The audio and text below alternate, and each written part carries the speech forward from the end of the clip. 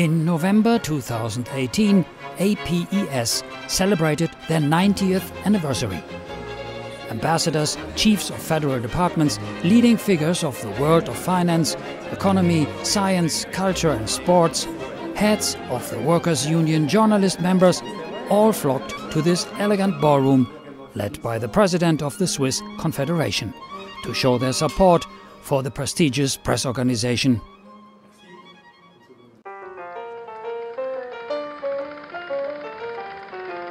In July of 1928, the Foreign Press Association in Switzerland and Liechtenstein, APES, was founded in Geneva, then the seat of the League of Nations, today's United Nations.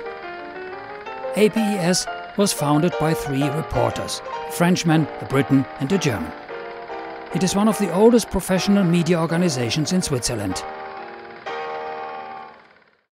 It's a long-standing tradition by our members, honoured since 1948, because this reception, led by the first person of the Swiss Confederation and our guests, is direct contact with the country's decision-makers, enabling a proximity with Swiss life. It's very important, as it can be difficult for reporters here for only 2 to 4 years to grasp the complexity of Switzerland.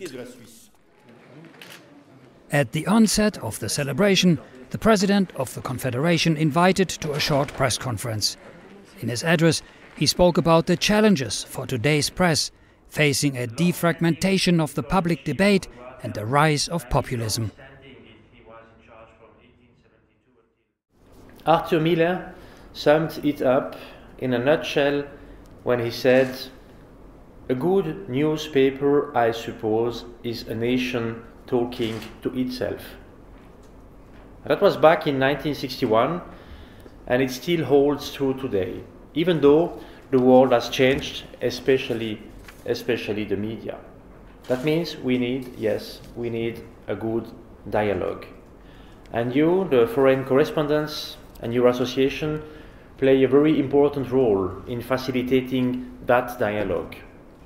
Because you not only write about the UN in Geneva and global companies in Zurich, Basel and Zug, but you also explain Switzerland to the world. And you also explain Switzerland to us. After a brief interactive dialogue with members of the press, the distinguished guests enjoyed an exquisite presidential dinner. However, they did not forget the great number of their colleagues in the world who were killed or prevented to exercise their job. Later, the Swiss president took the floor again, reflecting on remarks by the BBC, who had described Switzerland as boring. Ladies and gentlemen, of course you know Switzerland better than that. And you're well aware that we work very hard. We work very hard to be that boring. Boredom is a civilizing act. And this kind of insult is music to our ears. Boring can be good. Stability is boring, but stability is good. Continuity may be boring, but good. Reliability may be boring, but it is also good.